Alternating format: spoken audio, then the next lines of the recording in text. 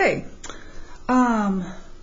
this is AP Review Topic 5, Differential Equations, and I'm going over the remaining problems from your worksheet packet so that in case you can't come to a one of the tutoring sessions when we go over all the problems, that you'll have all of these answers and be able to hear me as I work through them.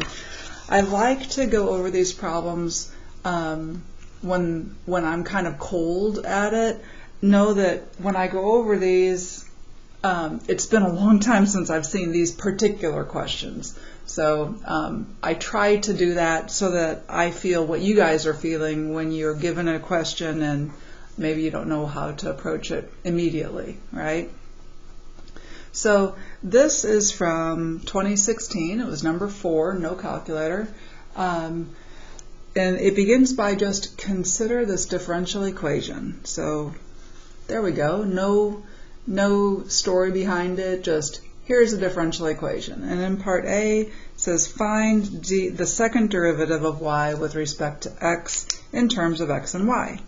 So here's our differential equation, and I'm going to start with that. I'm pretty comfortable finding a derivative, so I think this one will be all right. And so we are going to take the derivative of both sides with respect to x because of this down on the bottom. So we're taking the derivative of both sides with respect to x. I left myself a little room in front of this one on purpose. Okay, so this is the second derivative of y with respect to x. And I'm going to take this derivative with respect to x. So the derivative of x squared with respect to x is just 2x. The derivative of negative 1/2 y with respect to x is negative 1/2 dy dx. Okay? So the second derivative of y with respect to x is equal to 2x minus 1/2 dy dx. I'm going to put this in place of the dy dx. So x squared minus 1/2 y. And this is the second derivative in terms of x and y, which is what I needed to do. I don't want to stop here because this is not in terms of just x and y. This is in terms of x and dy dx. So you definitely want to take the extra step and replace dy dx with that function, okay? Or that expression. All right, this was worth 2 points, by the way. This was worth 2 points. And it just said the second derivative in terms of x and y. 2 points. So I have no idea if they ended up splitting that up or I just don't know. So there we go. Part B. Let y equals f of x be the particular solution to the given differential equation whose graph passes through the point negative 2, 8. Does the graph of f have a relative min, max, or neither at this point? Okay, so before I do this problem, notice that it says let this be the particular solution. It doesn't say to find the particular solution.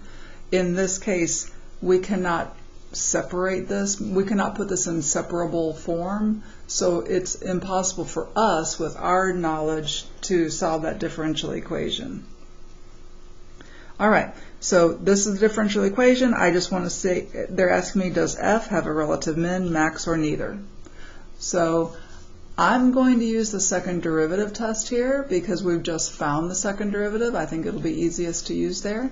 So I begin by saying, okay, first I need to ask myself, is f prime 0? Because for f to have a relative min or max, the first thing that needs to happen is f prime needs to be 0 or undefined. So is f prime 0 or undefined at that point? Okay, so f prime of x is dy dx, right? That's since y is equal to f of x, f prime of x is dy dx. And dy dx at that point, negative 2, 8, will be negative 2 squared minus 1/2 of 8, right? That's 4 minus 4, and that is 0. So yes, the slope at that point is 0. That by itself tells us nothing though, right? All we know is that it has, not nothing, but it tells us, it does not answer this question for us. Maybe it's a min, maybe it's a max, maybe it's neither. Because remember, if the slope is 0, yes, that would be a max. 0 slope, and that's a max. Or maybe it's a min. Or maybe it's just a point of inflection. The slope is 0 right there too, right? This would be neither a max nor a min. So just the fact that the first derivative is 0 at that point does not answer our question for us. We need to follow through and look at the second derivative. The second derivative at that point. So I'm going up, and it's more convenient for me to use this equation for the second derivative because I just found dy dx at that point, right? So dy dx at that point is 0. So I'll have 2 times negative 2 minus 1/2 times 0, because dy dx is 0 at that point. So this is negative 4, which is negative. Okay, so the second derivative is negative, therefore our graph will be f is concave down and has a slope of 0. Those two pieces of information, concave down and slope of 0, tell us that f of x has a relative maximum at negative 2, 8. Okay. This was worth 2 points, and it says conclusion with justification. 2 points. Alright, next up, let's see what they ask here. Let y equals g of x be the particular solution to the given differential equation with g of negative 2 is equal to, g of negative 1 is equal to 2. So now they're saying, okay, in part B, f was a particular solution that went through this point, and now in part C, g is a particular solution that goes through this point. Alright? So there are multiple solutions to a differential equation, right? You can see them if you look at a slope field, you can see all of them, right? So f is 1, g is 1, and in part D, I'm glancing down here, in part D, h will be another one, okay? So here in part C, they just say find this limit and show the work that leads to your answer. Okay. Well, it's a little limit. We kind of know how to start these. I know it looks weird, but you know what? Never be so afraid of an expression just because it looks weird that it just makes you freeze and not know what to do. We're going to treat this just like we do any other limit. We begin by plugging in that value for x, right? It's what we would always do. It's the first thing we do. When I plug in that value for x, I get g of negative 1, and g of negative 1 is 2, right? So g of negative 1 is 2, and then I have 2 minus 2, which is 0, right? That's 0, yeah? Notice I did not put an equal to sign because I don't know that it's equal to quite yet. If this is indeterminate, it's not equal to. You can never say equal to an indeterminate thing. If I put negative 1 into the denominator, I get 0 squared. So the denominator is going to be a 0 also. Okay? do not put an equal to sign. This limit is not equal to 0 over 0. Okay? 0 over 0 is indeterminate. So I'm going to use L'Hopital's. However, on the AP exam, we have to be very careful about this. I know it is 0 over 0. For AP, I need to express that in a special way. I need to come over here and split this up. I need to say limit of x as x goes to -1 of just the numerator, is 0. And I need to do the same thing for the denominator. Limit as x goes to -1 of the denominator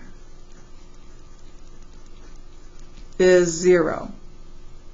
I need to say that, then I can go use L'Hopital's. Okay? Same thing if it was infinity over infinity or negative infinity over infinity or any of those. You would come off to the side and make that statement. This is not enough. Not enough for AP. You need to do this. Which is exactly what we did to get here, right? It's exactly what we did to get here. So they just want you to write it out so that you're communicating what you did to get this. Okay? So if you want to, you can say, therefore, use L'Hopital's rule. Okay? However, you don't have to name it, but I usually do. I would say L'Hopital's rule applies. You can say La Hospital, right? Anyway, L'Hopital's rule applies. Okay? You don't have to worry about spelling it. You don't have to spell it right. You can just say La Hospital, and that's fine too. So over here, I'm going to say equals, and you know me, I like to put a little LH up there for this is when I use L'Hopital's. Now I take the derivative of the top. The derivative of the top is g prime minus 0, because the derivative of 2 is 0, right? So up on top I will just have g prime. On the bottom, I need the derivative of this, the derivative of that. So I'm going to use the chain rule. So 6 times x plus 1 to the first times the derivative of the inside, which is just 1. Okay? Derivative of the top over the derivative of the bottom. And now we're going to plug in -1 again. We may end up having to use L'Hopital's again. We don't know, but we're going to plug in -1. So I'm not going to put an equal to sign quite yet. I'm going to plug in -1. I need g prime of -1. Okay, I'm going to come off to the side here. G prime of -1. Since g was a solution to that differential equation, that is my dy dx from the very top of the page at x equals -1 and y is equal to 2, right? So from my differential equation at the top of the page, that is -1 squared minus 1/2 times 2. And so this is 1 minus 1, which is 0, right?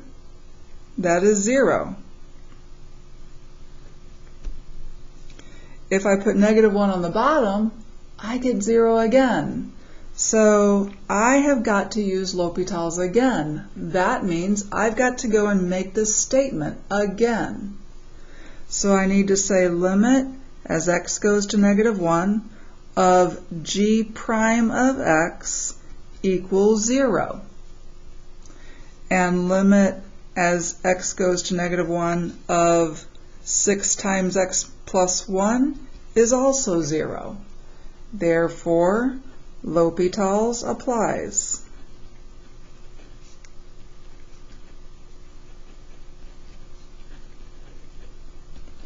Again, you don't have to say L'Hopital's rule applies. You can just go and use it, right? You don't have, AP does not require that you name things as you go. You can just go use it. Just like up here, we use the second derivative test. I didn't name the second derivative test. I just used it, right? So I'm going to come back here and use L'Hopital's rule one more time. So now I have the second derivative of g, because I'm taking the derivative of the top, the derivative of the bottom is just going to be 6.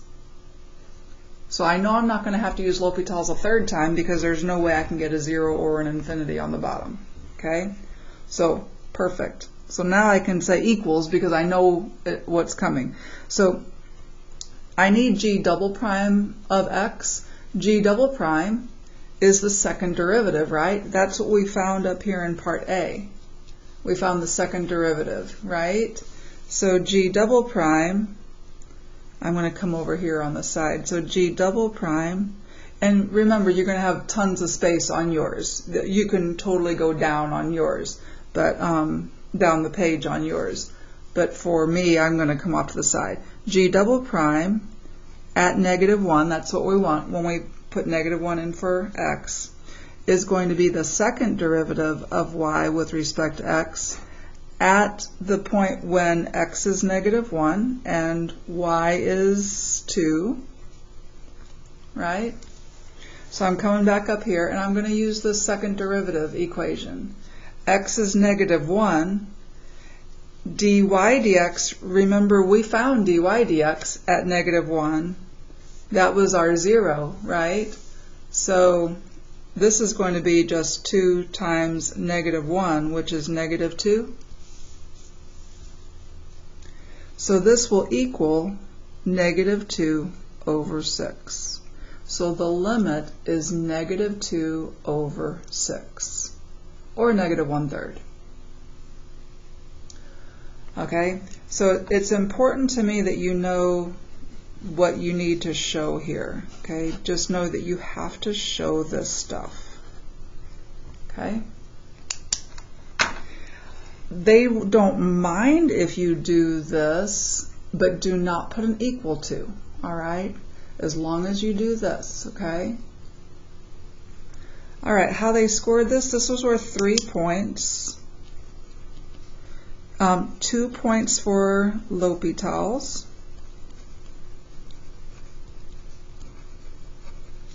And 1 point for the answer. And again, I don't know if they split up those 2 points for L'Hopital's into the 2 times that you used L'Hopital's. I don't know, but I know that to use L'Hopital's at all, you have to make that statement. All right, part D. Let H be another particular solution that goes through this point. Use Euler's method starting at x equals 0 with 2 steps of equal size to approximate h of 1. All right, so yet another, this problem combined a lot. It combined a lot.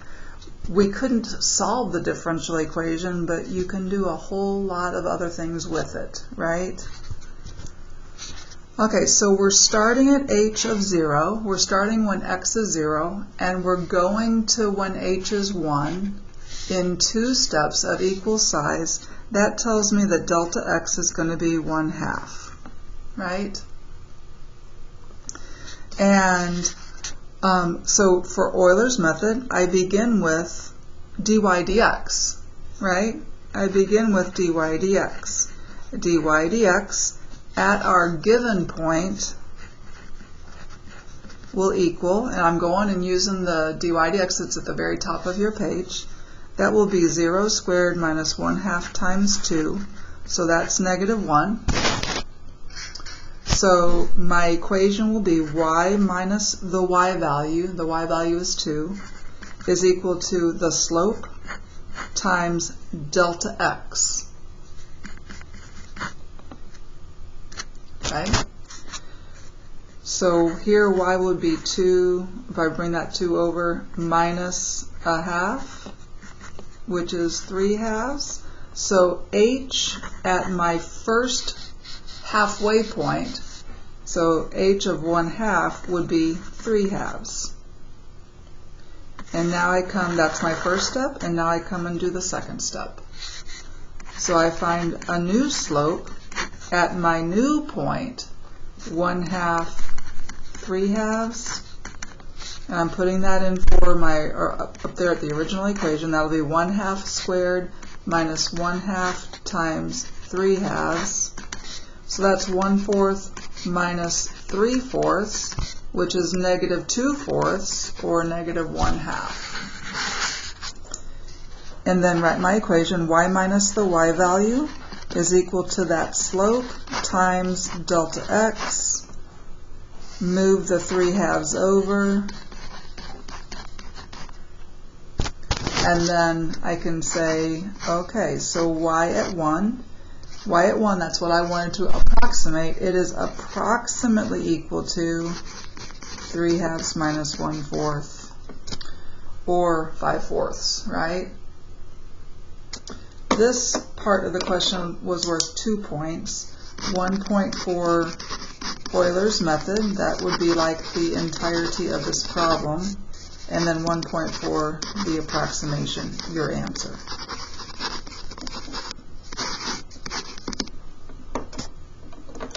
So, a nice little problem. Okay, this is the 2013 number 5 problem, and it just says consider this differential equation. Now when I look at this differential equation, I see that it is separable, so I am kind of guessing at some point we're going to get to solve that. And I say get to solve it because those are usually worth a ton of points. Alright, so it says let y equals f of x be the particular solution with this initial condition. Alright, so in this case we actually could find f of x. Right, and this initial condition would let us solve for c in our after we take the integral. Okay, part A. Find this limit. All right, whenever I see find a limit on an AP question, FRQ, I'm thinking we're going to be having L'Hopital's. That's what my first reaction is. However, I think on 2019. It was like this, and it didn't need L'Hopital's. It was a straightforward limit. So anyway, work it out to make sure. Do not assume you're using L'Hopital's. Okay, so I'm going to write this down. First of all, when I put 0 in for x here, sine of 0 is 0, so I know I'm going to have 0 on the bottom. When I put 0 in here, I have f of x, f of 0. And f of 0 is -1. -1 plus 1 is 0, so I know I have 0 over 0. I know I need to use L'Hopital's, so I have to go over and show AP what they want to see, that the limit of the top is 0.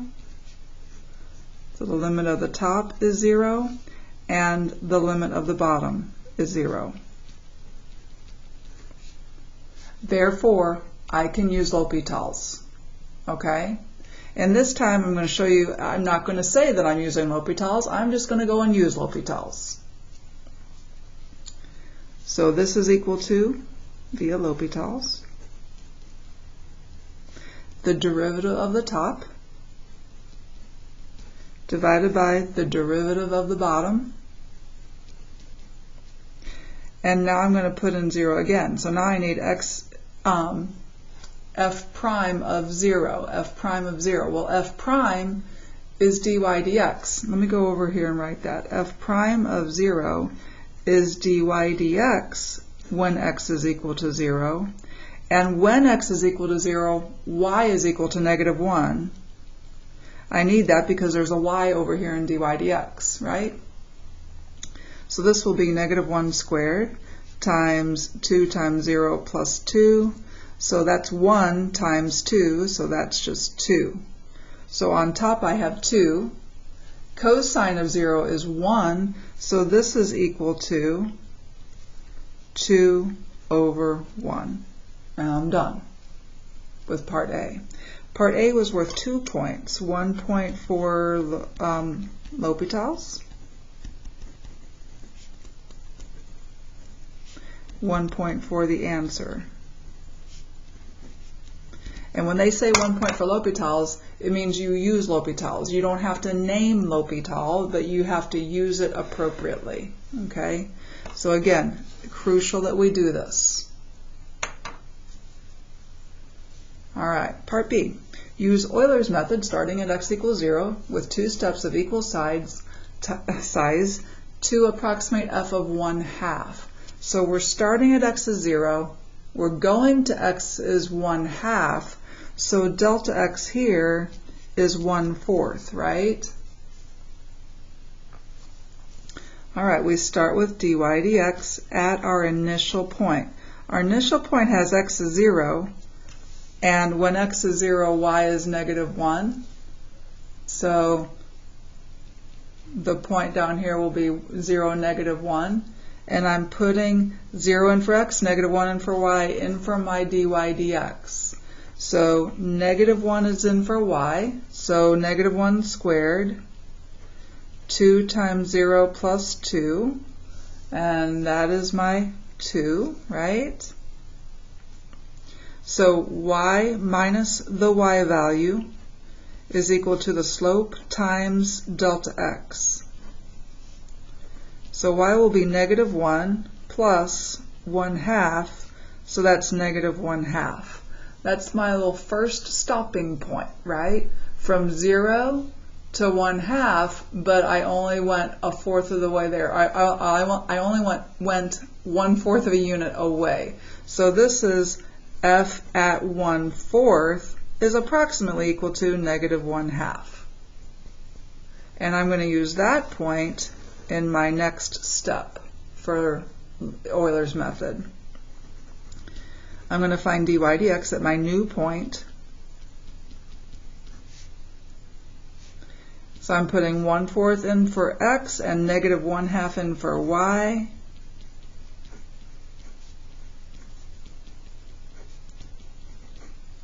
Like that. So -1/2 squared is 1/4. 2 times 1/4 is 1/2. 1/2 plus 2 is 5/2. So the slope is 5/8. If you want to, you could just leave it like that, but that gets a lot to carry through and use it right, so just be careful if you do that.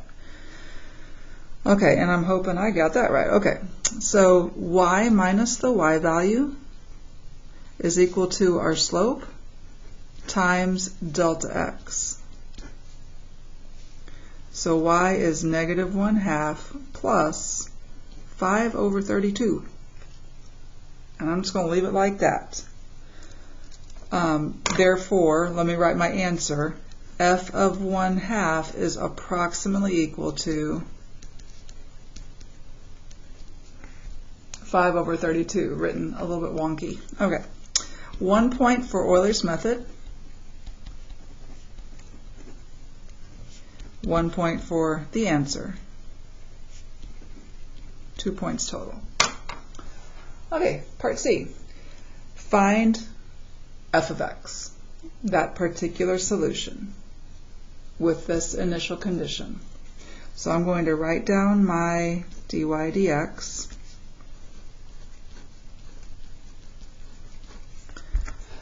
To solve a differential equation, you separate and integrate, right? So I'm going to begin by dividing both sides by y squared, multiplying both sides by dy dx. I'm sorry, by dx. Sorry, and when I said it, I thought, sounds a little bit off.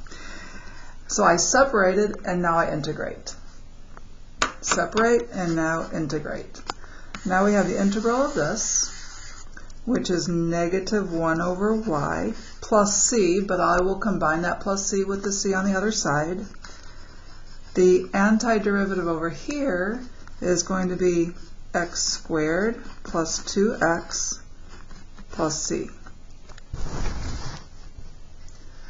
Anytime after you integrate, you can put in your initial condition. I always take a look. After I integrate, I always take a look at my initial condition and ask myself, would it be a good place to put it in now? And I think it would be a good place to put it in now because I have 0 going in for x.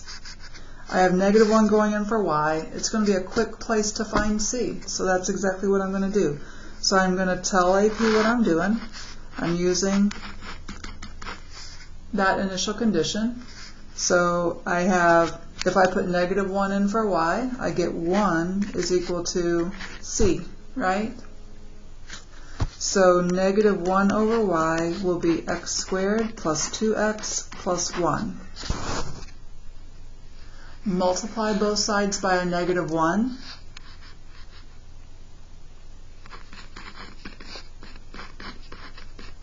Oops, minus.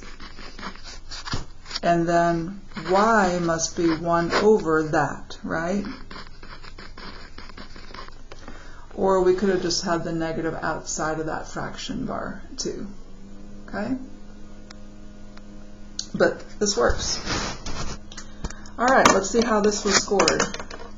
1 point for separation of variables.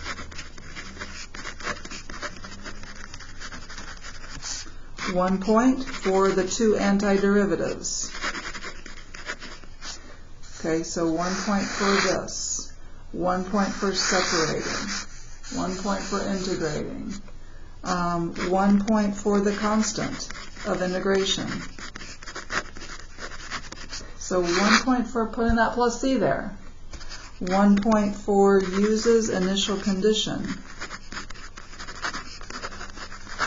So 1 point for using that initial condition to find c, and then 1 point for solves for y. 5 points. Not a big surprise because these solving a differential equation are always worth big points. It's important. And again, note that at most you would get 2 out of the 5 points if you don't have, if no plus c. If you didn't put a plus c, you could not get these last 3 points. And 0 out of 5 if no separating of variables. So if you didn't do that first step, you got nothing. Okay? Very good. Let's go on. Okay, let's take a look at the problem from 2011. The number 5, no calculator. You know, and these guys, there's no way you could use a calculator for this that I know of. At least not my little calculator. Even if I had it, the most I could do with it is to add some fractions. And in an FRQ, you really don't need to add fractions anyway. So anyway, it says no calculator, but yeah, not a big deal. All right. At the beginning of 2010, a landfill contained 1,400 tons of solid waste. So they're giving us an initial condition here, right? And I'm glancing down here to know what my initial condition is. So the amount at time 0 is 1,400 tons. The increasing function w, they say it's increasing, that's probably going to come into play, models the total amount of solid waste stored at the landfill. All right, so W up 0 is that 1,400. They're giving me an initial condition. Planners estimate that W will satisfy the differential equation, this. So this is the rate of W. This is like a rate in, because it's the solid waste is accumulating, right? That's kind of gross. Okay, but this is like a rate in, yeah? So this is kind of like a rate in problem. Rate in, rate out, with no rate out. Okay, for the next 20 years. And they give us our units. Okay. Part A. Use the tangent line to the graph of W at time 0, at t equals 0, to approximate the amount of waste that the landfill contains at the end of the first 3 months. So t is a 4. So we're using a tangent line to approximate the amount at another time. So if they want me to use a tangent line, I'm going to use a tangent line, right? So first to find the tangent line, I need a point and I need a slope. The point will be when time is 0, right? W at 0, it was given to us to be that 1,400. The slope will be W prime at 0, which is dw dt at time 0. Okay, that's 1 over 25 times W minus 300. That's not T minus 500. I don't want to put 0 in for that because W when time is 0 is the 1400, right? So I'm putting 1400 in for W. So be careful about that. All right. 1400 minus 300 is 1100. So that's 1100 over 25. And if we wanted to, we could say, okay, we could simplify that if you want to, or you can just leave it like that. Either one is fine. Okay, so now we want, so our tangent line would be y minus the y value is equal to the slope times x minus the x value, right? Which is y represents w, so w is equal, you can say w of t if you want to, or just w. W is equal to 1400 plus 1100 over 25 x, or t, right? X is our time, so t over there. And now we want to, there's our tangent line, and now we want to use the tangent line to see what is w when t is 1/4. So at t equals 1/4, or you could say w at 1/4 will be 1400 plus 1100 over 25 times 1/4, and I'm going to leave it. Leave it just like that. Okay? This problem was worth 2 points total, 1 point for finding dw dt at time 0, and 1 point for your answer. Thought this might be worth more than that, but I guess not. Okay. Oh, I see why it's not worth more than that, because down here we're going to be solving a differential equation. And solving a differential equation is always worth a lot of points. So they couldn't give this a lot of points because it's going to be all saved up for part C. Okay, part B. Find the second derivative. Okay, here's our first derivative.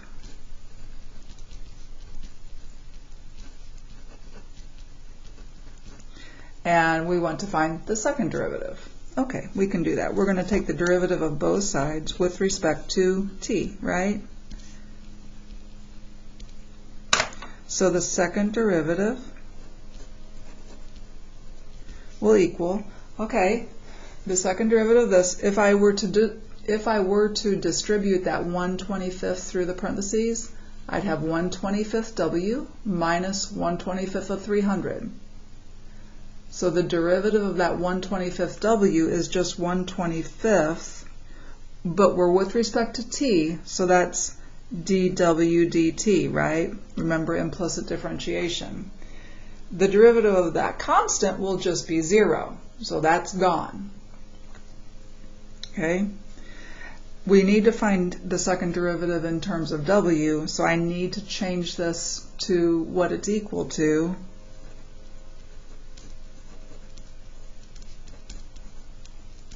And dw dt is 1/25 times w minus 300, and that's, I have completed that. So I'm sure that's worth a point, and I'm looking down, and sure enough it is worth a point. Okay? Now we want to use that to determine whether our answer, that tangent line approximation, is an underestimate or an overestimate of the actual amount of solid waste. Okay? How can a second derivative determine that? If w is concave down, then any tangent line would yield an overestimate, right? If w is concave up, then any tangent line would fall below the curve. It would be an underestimate. Okay? So, in our problem, I'm taking a look up here. In our problem, W at 0 is 1400, right? And we are given here, I want a reason why W has to be always positive or always negative. Don't just put in 1400, okay? Don't do that here, because that gives us the concavity right here, right? Positive or negative, but it doesn't necessarily give us the concavity over that interval, right? So I don't want to just put in 1400. I want to say, why do I know that W is, why couldn't W be less than 1400 right around there? Up here it tells me that W is increasing. So I'm going to say that, and W is increasing. That tells me that this W is always at least 1400 and maybe more, right? So something more than 1400 minus 300 is positive, so the second derivative will always be positive, right? So the second derivative, and I don't really have to write this out again because I just said it, is always positive. And you could write that as greater than 0. Okay? Therefore, the graph of y equals W of t is concave up and a tangent line approximation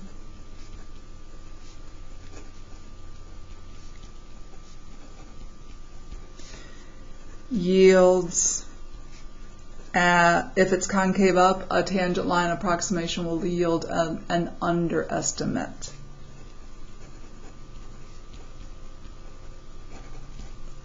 Okay, so in this problem there was 1 point awarded for the second derivative, and they said 1 point for answer with reason. 1 point for answer with reason. Okay, you don't have to word it exactly like I did, but something along that order.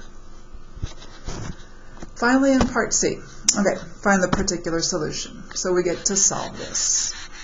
Okay, and there's our initial condition. So I'm going to write my differential equation.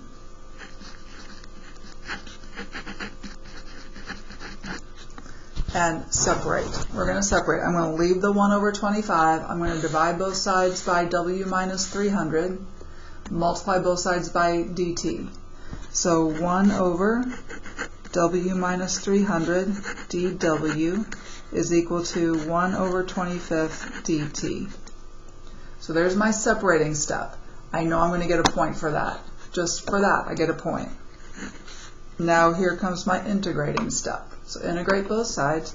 The integral of this is just the natural log of the absolute value W minus 300. The derivative of that denominator is just 1. So I don't have to multiply by anything outside here. Okay?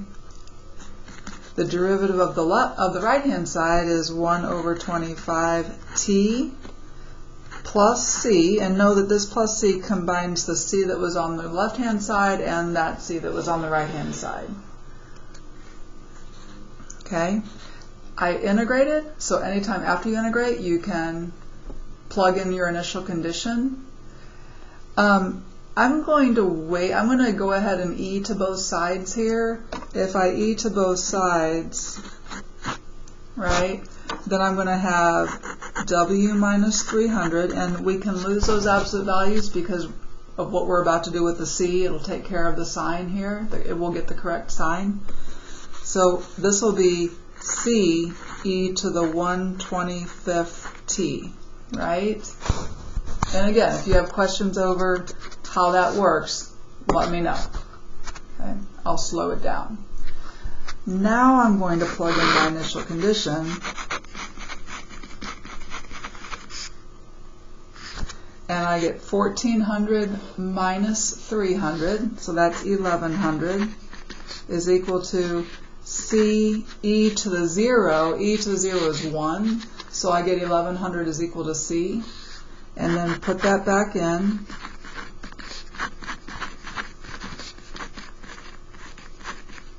And solve for W. So just add 300 to both sides.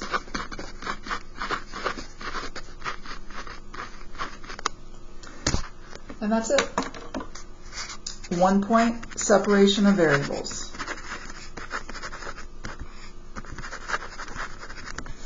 One point antiderivatives. So 1 point for these antiderivatives here. 1 point for your constant of integration, the plus C. 1 point for uses initial condition. 1 point for solves for W. Okay? No points if you don't separate. 2 points out of the 5 if you do not have this plus C. The total thing is worth 5. Okay, next up is the problem from 2003. Let's take a look. A coffee pot has the shape of a cylinder. Radius is 5 inches. Let H be the depth of the coffee pot, of the coffee in the pot, measured in inches. The volume is changing at a rate of this. Ooh. So that's our dV dt, right? The volume is changing at that rate. So that's dV dt. dV dt is negative 5 pi square root of h. Okay? The volume of, and they give me the formula for the volume of the cylinder. Okay? All right. First up, we want to show that dH dt is this. Show that dH dt is this. Well, where's our equation that has h in it? Right here. There's an h, and I can find dH dt because I know what dV dt is. But I'm going to start with that formula for the volume of that cylinder. And now I'm going to take the derivative of both sides with respect to t, right?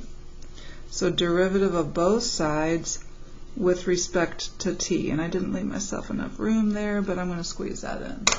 Okay? So on the left-hand side, I have 1 dV dt. That's implicit differentiation. Is equal to, here I'm taking the derivative of both sides with respect to t. And now I kind of forgot about something. I need to do something with that r, right? I need to do something with that r. In our problem, r is always 5. It's a constant, right? R is a constant. Always. So this is 25 right here.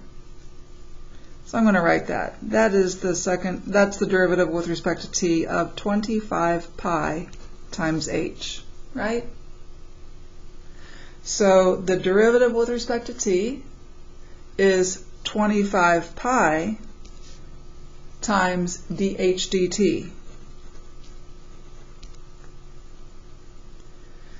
Now I'm going to put in the fact that dV dt is negative 5 pi square root of h.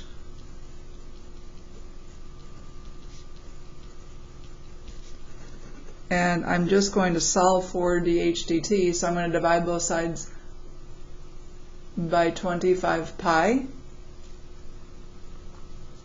When I divide both sides by 25 pi, I get negative 5 pi square root of h over 25 pi.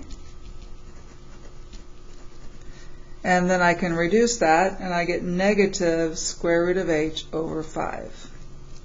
And that's what we were trying to show. So QED. I showed it. This was worth 3 points, you guys. This was 1 point for using dv dt is equal to negative 5 pi square root of h. 1 point for computes dv dt. And 1.4 shows result. 3 points. Okay. Part B. Given that h is 17 at time 0, h is 17 at time 0, solve that differential equation. Okay, here's our way to get a lot of points. 5 points coming up, right? Solving a differential equation, always worth a lot of points. So I'm going to start with my dh dt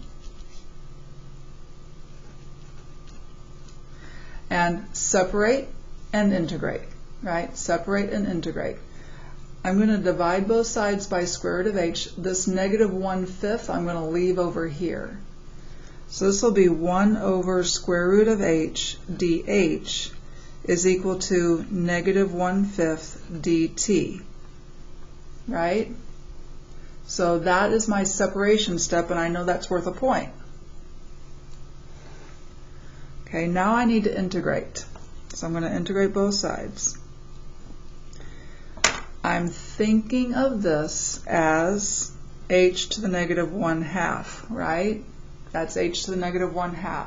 So when you integrate the antiderivative of h to the negative 1/2, you raise the power by 1 and you divide by that power, right? Plus c, I'm going to add it to the other side. Over here, this antiderivative is just negative 1/5 t plus c. So integrating is probably worth another point for me. I integrated, so anytime after that I can plug in my values. I don't want to take the square root of 17, so I think I'm going to wait for a second. I'm going to, well, I don't know. If I solve this, I'm going to still have something a little messy. I think I'm going to, you know what, I think I'll go ahead and divide both sides by 2. I'm going to multiply both sides by 1/2 here. Okay? So I'll have the square root of h, or h to the 1/2, either way, is equal to negative 1/10 t plus 1/2 of c, but 1/2 of a constant is just another constant. And I guess I'll go ahead and plug in my initial condition now. So h at 0 is 17, so I'm plugging that in. So 17 goes in for h, 0 goes in for t, so I get square root of 17 is c. Then I have square root of h is negative 1/10 t plus the square root of 17, right? And now I'm solving that for h, so I'm going to square both sides.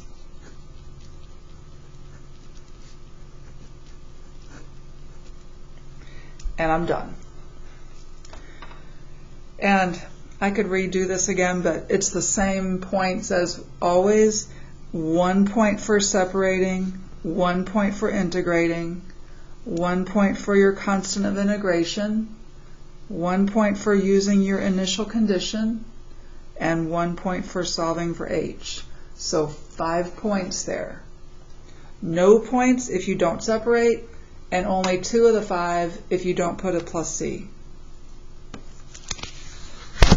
Part C.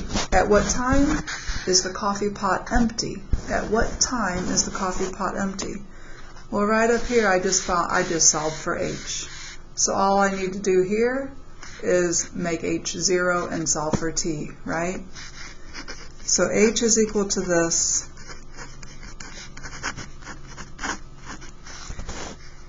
And I want the time when h is 0, so 0 is equal to this. And just solve for t. Square root both sides.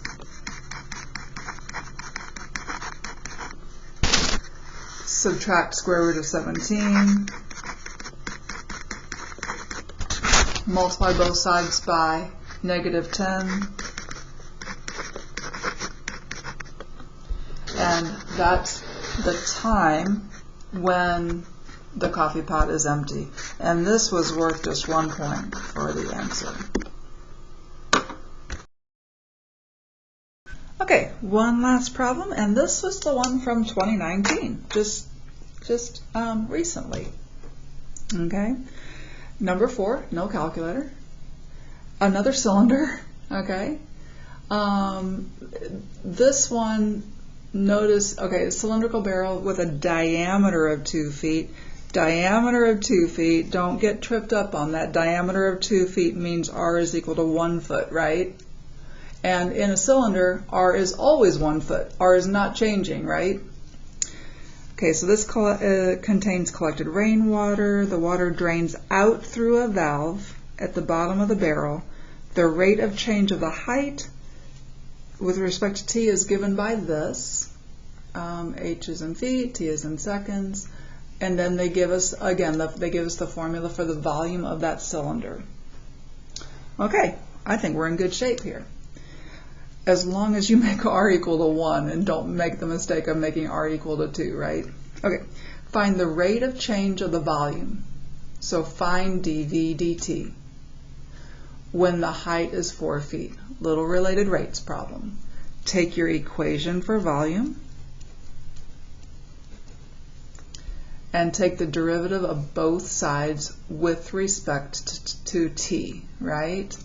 So derivative of both sides, I didn't leave myself enough room to squeeze in there. I'm just going to do this. Derivative of both sides with respect to t, okay? So on the left-hand side, dV dt. And you don't have to write that. What I did in orange right here, you don't have to write that because it's going to be clearer. If you go from v to dV dt, you have taken the derivative with respect to t. And we assume if you took it if you took the derivative with respect to t of one side, you did it to both sides. Okay? And once again, I forgot to say, okay, R is 1, right? R is 1, so that is just pi h, yeah? So the derivative of this with respect to t is just pi dh dt. Okay? dh dt is this expression, and we want to put 4 in for h, but there is no h to put it in for, so dV dt, it turns out, is a constant, or not, well, I'm sorry, there will be an h to put that 4 into in just a second, right? So never mind. All right. So dh dt is equal to negative 1/10 square root h. So now I can say when h is equal to 4, dV dt is equal to pi times negative 1/10 square root of 4, or 2. So negative 1/5 pi. Okay? All right, and then we need to indicate units of measure. Almost forgot. I did go back and look at the question, and that's the only way I caught that. Indicate units of measure, so dV dt, cubic something over some time unit, right? Cubic what? Cubic feet over second. So cubic feet per second. That was worth 2 points. 1 point for dV dt is equal to pi dh dt. So 1 point for this step, and then 1 point for the answer with units. 2 points. Okay? Part B. When the height of the water is 3 feet, is the rate of change of the height of the water with respect to time increasing or decreasing? Well, the rate of change of the height, that's h prime. That's h prime. If we want to know if that is increasing, we need h double prime, the second derivative, right? So dh dt is equal to negative 1/10 square root h. The second derivative, so we're taking the derivative of both sides with respect to t, is going to be This is h to the 1/2. 1/2 times negative 1/10 is negative 120. H to the negative 1/2 dh dt, right? That's the second derivative. Okay? Now, dh dt, I know what that is. That's my negative 1/10 square root of h.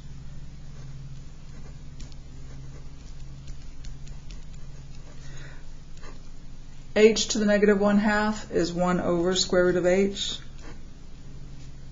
dh dt is negative 1/10 square root of h. Look what happens to those square root of h's. They cancel each other out. And so we just have positive 1 over 200, right? So the second derivative is positive. Always. Not just at 3 feet, but always. So for all h, yeah? Therefore, dh dt is increasing at h equals 3 feet. Okay, let's see how they scored this. They gave 1 point for dh of this. So that's when we took the derivative. That was this part. So there's 1 point for that. Okay? Is equal to negative 1. They wrote that. Okay? And then 1 point for the second derivative.